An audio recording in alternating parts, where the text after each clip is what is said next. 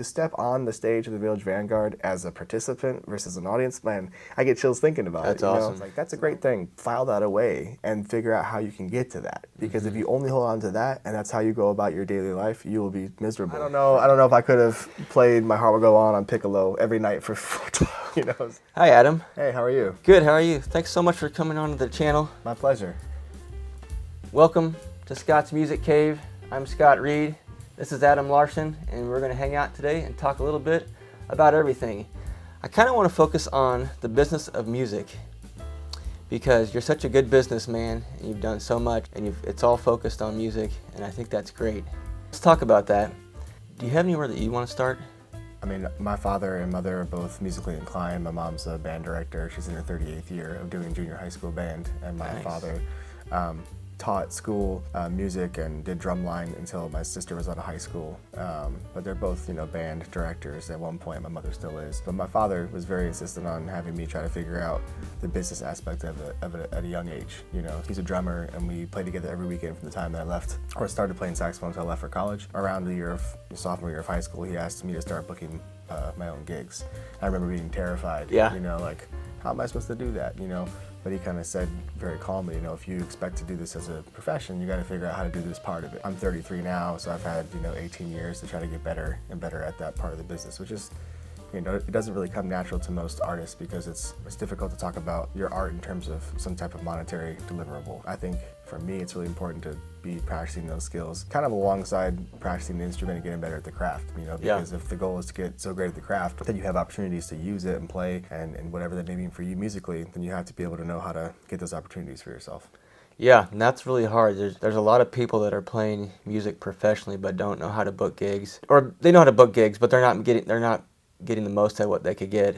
Sure. And there's a lot to it besides just being really good at your craft. Totally. Yeah. I mean, I think that's 50% of it, Yeah. And that's not to say that we shouldn't all strive to be excellent. I mean, I think that, maybe in this order, of importance, it's like you have to be a great human being, number one. You have to be excellent at your craft, number two. And, number three, you have to be an effective communicator. So you run into people all the time who have like two out of three or maybe 1 out of 3. Yeah, that's really good. I think that ultimately, if you're not excellent at your craft, at some point it'll catch up to you. There'll be moments where maybe you're experiencing success. I'm a firm believer that integrity is the thing that kind of takes all those things together, and if you don't have that integrity part of what you do, at some point it's going to rear its ugly head. The problem with integrity is that it takes longer, for you to see some things happen sometimes, and you can be, I'm speaking from personal experience, you can see people doing things and you're like, why am I not doing that, or why am I not this successful, so on and so forth. And I think it's important to just kind of remember that everybody's path is their own, and you can't really control other than a couple things, like I said, being a good person, being a great musician, and then also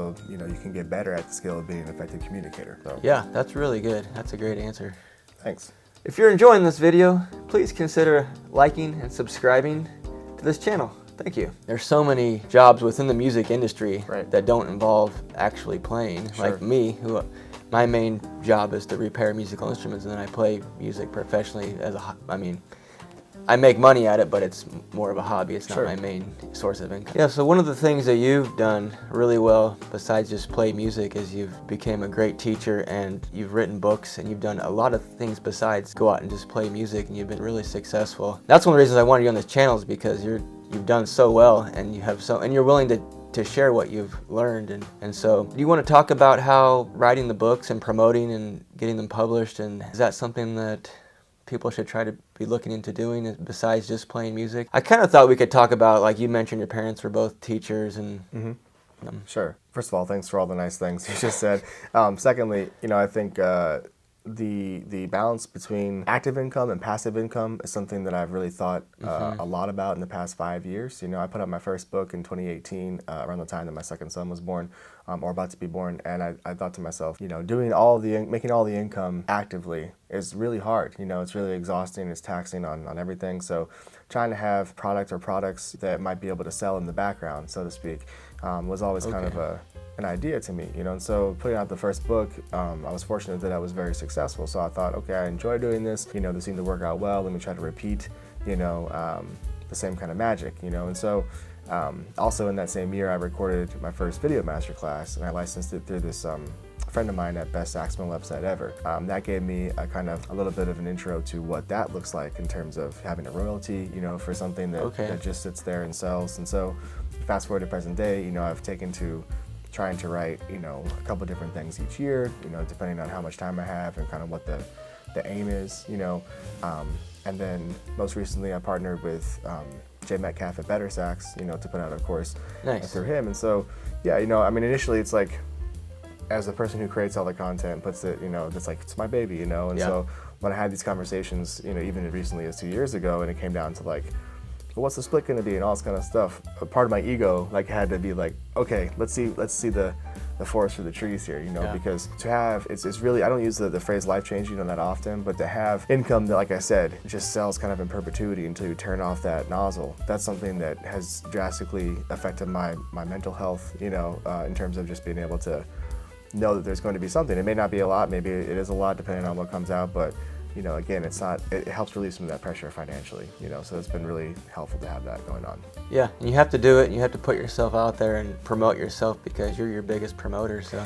Yeah. And that's a lot of work. I see you put videos out on everywhere, and sure, it's not easy to do. Yeah. I've learned. Yeah, totally. Yeah, it's time consuming. You know, I always I teach an entrepreneurship class at the Art Institute here in Kansas City. So all visual artists and animators and that kind of thing. No musicians. So, you know, we're talking about it's been really great. You know, we're talking about consistency. You know, especially with social media, because that's one of the hardest parts about it, right? Is to like, okay, you might have a great idea, and then it takes you time to think about the idea and then film the idea, edit it, post it, so on and so forth. So whenever I have a new product coming out, like a book or a course or something, in the months leading up to the launch, I'll go inside of my closet and I'll literally get in front of a camera and cycle through like 7, 8, 9 different outfits, filming stuff all at one time, and then I'll edit it, you know, on the fly. Okay, interesting. Yeah, so, yeah, that's good advice. I mean, I think I tell the kids, it's like, okay, if you have to think of the idea, record the idea, edit the idea, post the idea, all in the same day, you may be able to do it once or twice, but like to keep that up every single day, it's exhausting, you know? So, you know, using like an Adobe or they have Hootsuite, all kinds of different schedulers where you can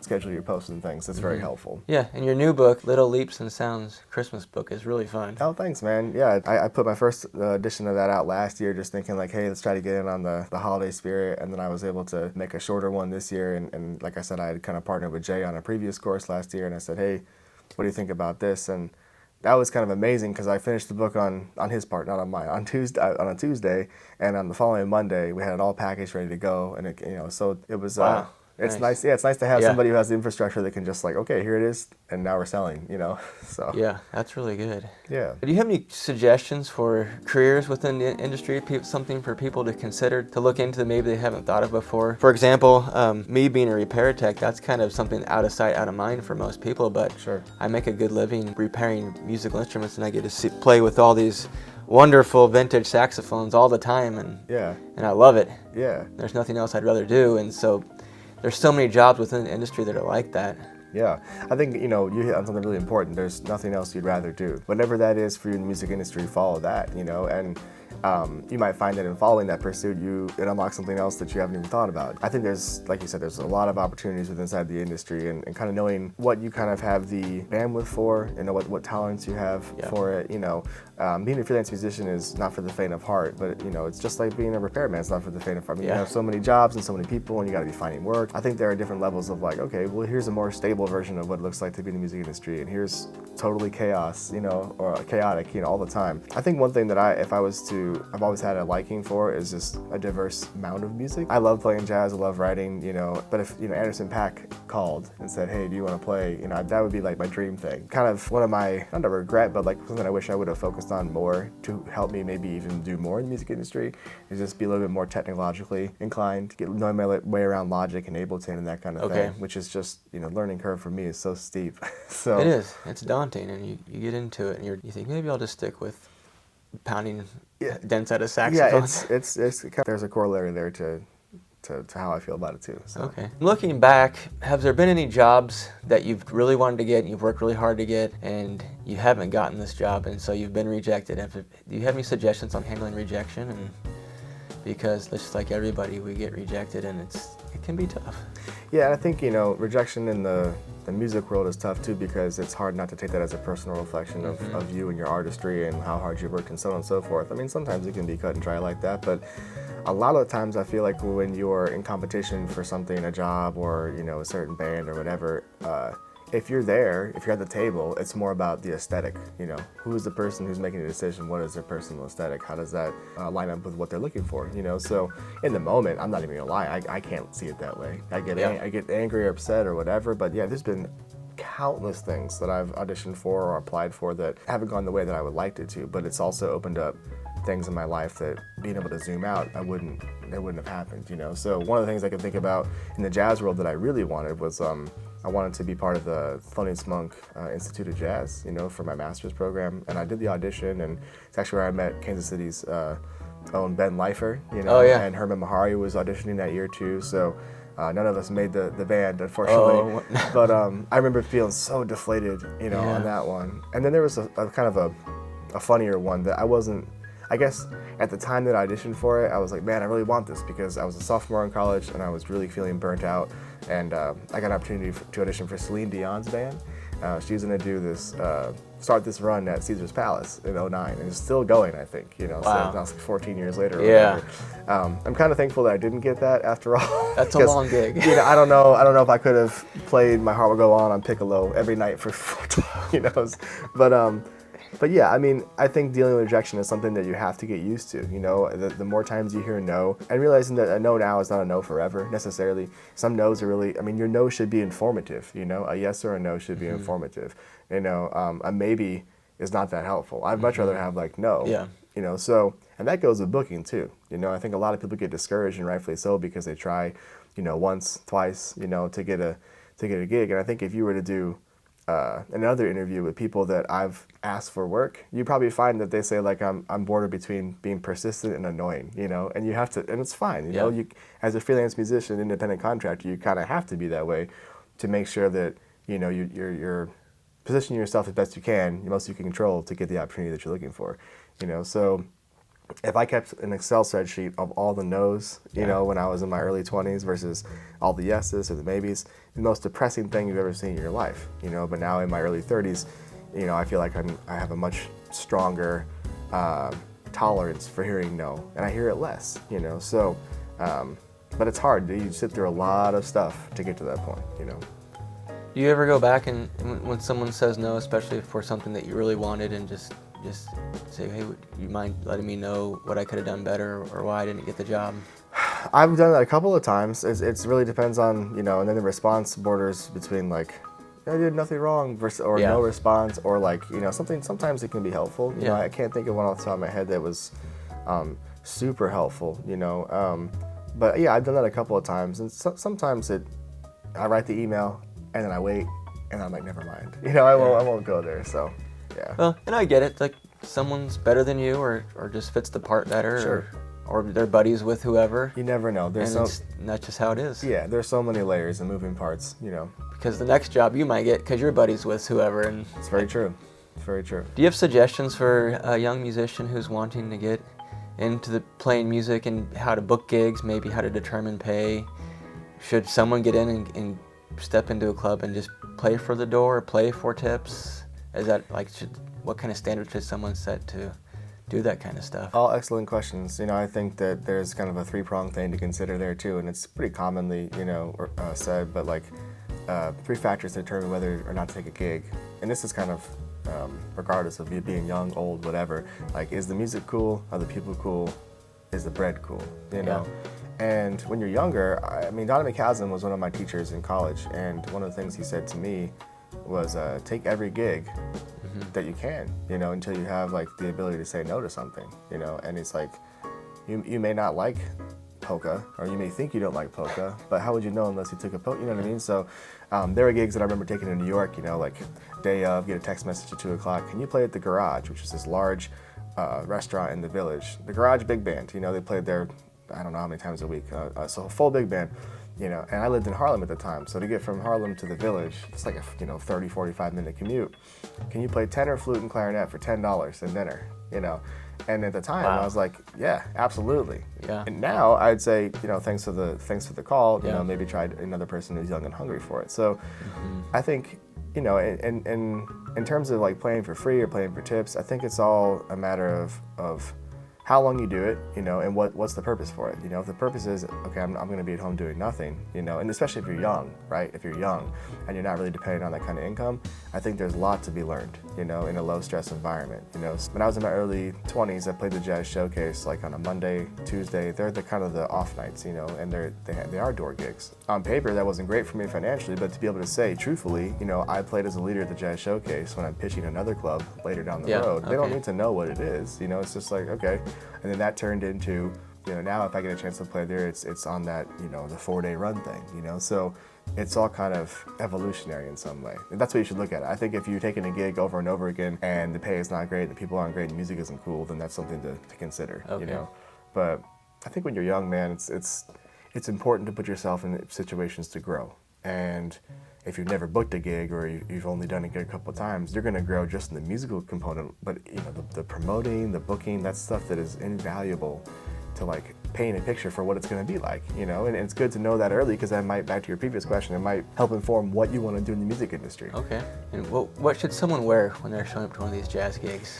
That's a good question. Depends on what the venue is and what the expectation is. Certain clubs here in Kansas City have a very strict suit and tie policy, and other clubs it's somewhere in the middle. I think if you want to look, let's put it this way, and it's just an old adage, but it's like, there's no such thing as being too overdressed. Always shoot for the over and hope for the under. I typically, if it's left to my own devices, I'll wear nice jeans, a sport coat, and a button-down shirt with a tie. That's about as fancy as I get. Obviously, if the venue calls for something more specific, that's okay too. But it's a weird thing too, for me, the kind of music that I write and play, it's jazz tangential. There's all the elements of jazz, of course, but it's more in that vein of rock and fusion and has some other things to it. So it always feels a little strange to play rock and roll in a suit and tie. I'd rather be in high tops and a little more comfortable, Would you tell your band like, yeah, we're in ties tonight? Definitely, if I had to. Yeah. And, I mean, if it was like where you don't actually have a dress code, but you're going to wear a tie to whatever club. Yeah, I would just say, that's the thing too. I trust the guys implicitly that I hire to do the right thing. That makes sense. And so, knock on wood, being here, there hasn't been a situation so far where I've had to worry about that, And I can't really. There's only so much you can, as a band leader, it's like you're doing everything else. It's like if the cat shows up not dressed the right way, it's like, okay, note to self, I can't trust that person. I've been there. Yeah, like, I'm hey, sure. We're wearing tuxes tonight. And like, oh, but you're moving on to we're past the new stages of playing gigs, and we're just saying yes to get the experience and see what's out there and what's available. Mm-hmm. Do you have a way at your level where you're vetting bands and to see, do I want to take this gig?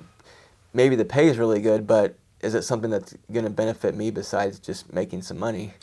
Sure, that's a great question. I think that hopefully the goal as an artist that's performing, as like a primary driver of how they earn their income, I think the goal is to get to a point where you can say yes or no based on your aesthetic, not based on a financial need. And that's like 0.1% of people who do it get to have that flexibility, So there are certain concessions that I've made over the years because the financial deliverable is just it'd be financially stupid for me not to do it, and so, but there are certain types of gigs that I will say yes to only every once in a while at this point, and it's not because I think they're beneath me or anything. It's just that to your point, it's like, is it the right fit for me at where I'm at, So like a perfect example is being what it was in New York. Wedding gigs pay a lot of money, and there's a plenty of them, and the cost of living there is astronomically more expensive than it is here. So I would take those all the time, and was it the greatest musical experience? No, not usually. But again, it's like if I had the choice of using my instrument to make $500-$600 on a weekend or not, I'm probably going to go with that one, So when I moved here, cost of living is less, and I have other things going on. That's the thing, like, Scott, you can say I don't want to do X, Y, or Z, but that's just a thought. You have to have something that actually puts that thought into fruition. So, and I think that's, you didn't ask this, but I think it's important to touch on. It's like for every young musician who says, I only want to do what I want to do, It's like, that's a great thing. File that away and figure out how you can get to that. Because if you only hold on to that and that's how you go about your daily life, you will be miserable for a long time. You know, it's like you have to take in a lot of other stuff to even just filter and process. Like, hey, like I said, I don't want to play wedding gigs because it's not jazz. Well, maybe you get into it, you're like, hey, there's something to this that I like. Yeah, you know, make it fun. Exactly. You know, so for me, if I give you a perfect example, there's a great young bass player who I think has tremendous potential here in Kansas City named Spencer Reef. And he hit me up about a month ago. He did all the right things. I had him as a student in a combo at KU this past semester. I was doing a sabbatical coverage for Matt. And I talked to the students about the importance of when you hire, ask somebody to play a gig, make sure you tell them, you know, are there rehearsals? You know, that's a big thing that's a pet peeve is like, can you play a gig? And here's the money, here's the time. And you're like, yes. And then a week later, like, can you also do these 4 rehearsals? Yeah. You know, it's like, well, yeah, of course I want to rehearse the music, but it's also, you got to be upfront with this stuff. So Spencer in the email a month ago was like, can you play this gig? Here's the information. Here's what I guarantee I can pay you. You know, and that's a huge sign of respect too, because if you're a young musician and you make it clear to the person that you're hiring that you're like, okay, I respect your time, that's a huge thing. You know, it was great for me as a teacher to see that. You know, like, okay, here's somebody who gets it. You know, and the music, I wasn't sure what I was getting into. I just knew it was going to be, okay, you know, creative music, and so I had a blast. You know, and it was really cool. You know, so if I feel like there's like a potential to have fun and the people are cool and it's something I believe in, that's the best place to be saying yes or no from. Nice. Yeah. When someone does call you for a gig, what are the questions that you have for them that you need to know? Definitely, yeah. I mean, I'll tell you that, and then I need to know time and place. I need to know how much it pays. You know, I need to know what the dress is, what the music is. Certainly, if there's an expectation of rehearsal, you know, that's one thing that bothers me a lot, and I think you'd find most musicians would say the same thing. Is what are you doing Saturday? It's like, don't send that text, you know? Yeah. Like, a lot of things, yeah. you know, because it kind of entraps somebody. It's like, nothing. Yeah. And they're like, cool, can you? And it's like, you just said you didn't, you know? So be specific, you know? It's really not that hard. I always feel like it puts the person on the receiving end of the text in a weird place to have to say like, yeah, I think I can do it. How much does it pay? How long is the gig? What's the, like, be a good band leader, you know? Take all the guesswork out of it. So the only thing they need to say is yes or no. Yeah. Yeah. I try really hard when I need to book somebody is I give them everything. Right. I might not give them dress code if it's unless it's like, yeah, by the way, you need to own a tuxedo. Of course. Yeah. But It's all situational dependent. Yeah. But yeah, and if someone says they can't do it, it doesn't hurt my feelings because it helps you because you can move on and ask the next person. Just say yes or no. Yeah. It's not gonna hurt my feelings. I totally get it. Yeah. Do you remember your first gig that you took and you got on stage and you thought, okay, this is why I've worked so hard and this is what it's come to? Yeah, there's been a couple times where I felt like that. You know, I think one of the first things for me that felt really like not an arrival point, but it's certainly an external validation that I was desperately craving was when I was I think a sophomore in high school, maybe a junior in high school. I can't remember. Yeah. Let's go with junior in high school. I had been auditioning for all these national honor bands, you know, and I had no success. And I was like, man, I must be a total failure. And then lo and behold, I make this band called the Jazz Band of America, which was, I think it's still going. I had to double check, but it's like the national honor band through Bands of America, but they had it for jazz. And so to be put in the room with other like-minded kids my age that were all killing, you know, that was really special, you know. So that was a moment for me where I was like, all right, I'm going to press on. You know, I feel like there's something here. I think, though, for me in my early 20s, the thing that there were a lot of, I mean, I've been so blessed to have so many really like pinch me moments, you know, but you know, the holy grail of stages for jazz is the Village Vanguard. So my teacher Rich Perry has been playing that band, the Vanguard Jazz Orchestra, you know, for 4 decades at this point. And I would go down there every Monday that I was a student of his in school to listen to the band. So I remember getting this phone call on a Monday night at 7 o'clock, and it's from John Mosca, the band leader at the time. And it was kind of a strange thing because I guess I don't know, I mean, you know, you'd have to fact check me on the story, but I guess, you know, all the subs had to be kind of vetted through John. So I get this call from John Mosca, and I'm like, is this right? It's Monday, you know? And he says, Adam, you know, John Mosca, you know, can you sub for Richie Perry tonight? Like, tonight, as in, like, an hour from now? He's like, yeah. So, like, I threw on a suit and tie, took a cab all the way down there, and, like, to step on the stage of the Village Vanguard as a participant versus an audience, man, I get chills thinking about That's it. awesome. Know? So that was one of the big things for me that was like, all right, if I died tomorrow, I'd be pretty happy with this right here, you know. So yeah, that's great. Yeah. And there's different achievements for every musician like that. Someone might just be getting on stage at all is a huge achievement. Yeah, absolutely. As a high school student, or is like a 50-year-old, like absolutely. You get on stage and like, okay, look, I'm doing this, and so yeah, but that is a big achievement. Thanks, man. Yeah, it was great, and like to sit next to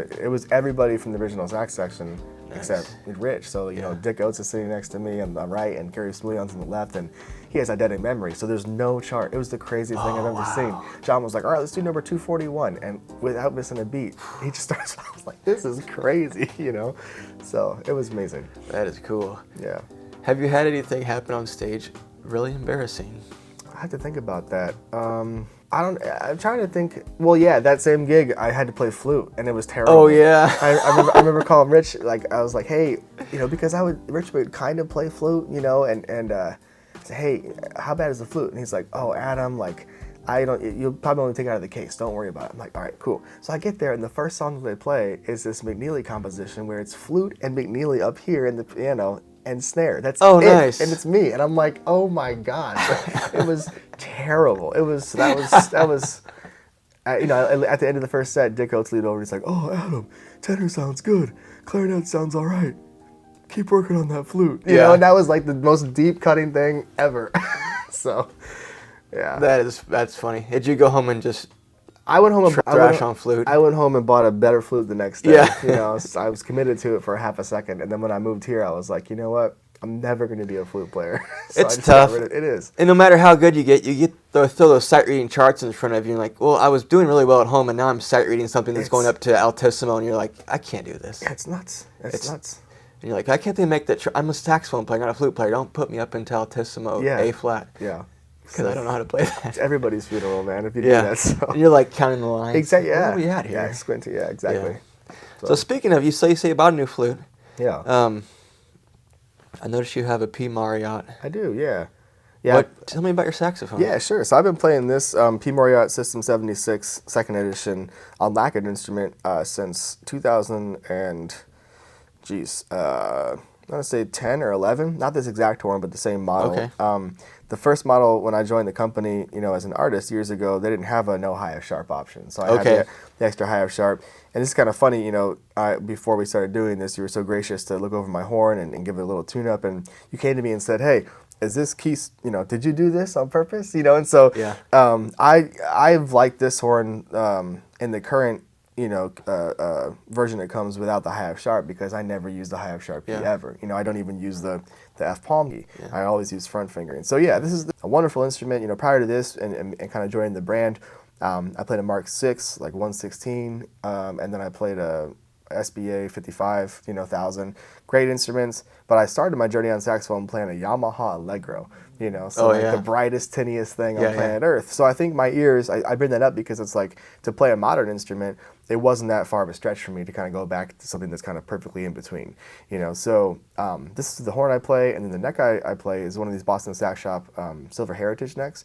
It's fantastic. Yeah, it's a good looking neck. It's amazing. It's really great, and it's, you know, the stock necks that come with P. Marriott are of course fantastic, but this, I've always wanted to, like, it's just a silly thing, but aesthetically I've always wanted that Michael Brecker two-tone thing going on with silver and on lacquered. So, but the zip that I get with this, I like it. How do you think it compares to the stock neck? I think that this one, you know, again, it's... Is it solid silver plated? I think it's solid silver. Okay. Yeah. Jack would have to check if I watch this video and be like, it probably says on it somewhere. But that's one of my shortcomings too. Like I was having a lesson with a student last night, and he was like, "Do you know the facing?" I'm like, "Man, I have no. If the gear works, that's all I know." So yeah, it's an improvement, you know, because again, I have a kind of inherently darker sound, I think, and so to have some things that give a little bit more brilliance to it, and the highs, you know, that's helpful for me. So, yeah. I've always liked blowing on a solid silver neck. It just seems like it does make the horn just really respond a little bit better. Yeah, it's got a little bit more of a thing to it. And I've tried the heritage necks; they are really nice. Yeah. So you don't have a high F sharp. You don't use your F, so the highest note you play is an E. Yeah, exactly. That's it. Yeah, right. I stop at an E. Yep. Yeah. No, I just, you know, I mean, all my altissimo system uses front E and front F. You know, so I guess the only time I would ever use high E using palm key fingering is like if I'm playing a ballad and I want to have it kind of like more just kind of open sound to Yeah. it, you know. But I never, this thing is pulled over so far that it's like almost touching the D key. So, Yeah, it was in a position I thought this might be done on purpose. yeah, so right. So I had to ask. yeah. Okay, Adam. I've got a lightning round. Okay. Hopefully we'll make it lightning. Okay. We like to talk, so it might not be lightning. Okay, we'll see. But what are you listening to right now? Okay, I'm listening to No Name. She's an excellent rapper. I'm listening to nice. Shirley Horn, and I'll give you one more. Seamus Blake. You know, those are 3 things I'm listening to Okay, right now. cool, Yeah. nice. What's your favorite thing about being a musician? Waking up every day and liking my job. Yeah. That's it. You know, like every day there's going to be struggles and challenges, but at the end of the day I get to play, you know, a saxophone to make a living. So it's, You wake up and you're excited. I am most of the time. Yeah. Oh, nice. What's your least favorite thing about being a musician? Just the constant kind of in the back of my head, like I got to get the next thing on the table, you know, vibe. So it's gotten better over the years, but yeah, just always having to kind of get the next thing lined up can be a little bit stressful. Yeah, that's kind of in line with being an entrepreneur in Definitely. general. Yep. And that's a musician, is you're an entrepreneur. Yep, 100%. What's your favorite app to use on your phone when you practice? Drum Genius. Okay, Yep. nice. How early do you arrive for a gig? Really depends on the gig. You know, if it's my own gig, I try to get there maybe 30, 45 minutes ahead of time. If it's somebody else's gig, I try to get there 30 minutes. 30 minutes, let's go with that. Yeah. Yeah. What's something you wish you had practiced more when you were younger? Sound, you know. That's, sound, because everything else, if your sound is good, everything else will sound good. But if it doesn't sound good, then it doesn't matter how fast you can play. It's like, you always got to confront the fact that you sound the way you do. What's your favorite exercise for improving your sound? It's this thing called the hinge that a great saxophone player in Chicago named John Wojciechowski showed me. It's a lot like a Remington exercise. I know that's really big in like Texas band, but you just, so it's a series of playing a home tone, then a target tone, then back to the home tone, and you keep your embouchure set, so you don't move it. So once you set it, you know, you should feel some tingling, some fatigue. You know, it's a great exercise. I've never heard of that. I'm gonna look that up. I'll send it to you. Great, yeah. What's something you wish you hadn't practiced when you were younger? That's an interesting question. Clarinet. Okay. Yeah.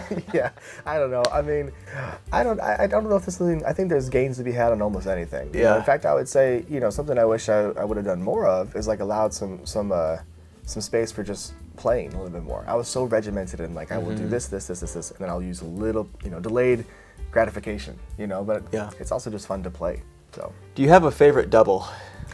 Like, are we talking clarinet and flute doubles? Yeah. Yeah, bass clarinet then. That would be my favorite one. I bought one, had one for a while. Thought I was gonna be Chris Potter. It didn't work out, so I sold it. You know, but yeah. Okay. And the last question is, if you won the lottery, what would you do? That's a great question. I'd still be a musician. You know, I think honestly, and this might sound cheesy, but I've thought about it a little bit. You know, I would probably set up some way to fund my closest friends' projects. You know, because it's something we're always, you know, trying to figure out, like, how do we come up with the money to do it? Yeah. You know, it'd be cool to have like a huge, you know, foundation that allows deserving individuals to have a chance to create. So. Well, great. Yeah, I think that's gonna do it, and that was really fun. Cool. I'm so glad that you were able to come out here and do this today. Man, I'm happy to be here. Thank you very much. And once again, this is Adam Larson. I'm Scott Reed. I am a woodwind repair technician and a musician and a collector of fine saxophones. Very fine. And yeah. So Cool. yeah, thanks so much. Thanks a lot, Scott. Appreciate it. Yeah. Awesome.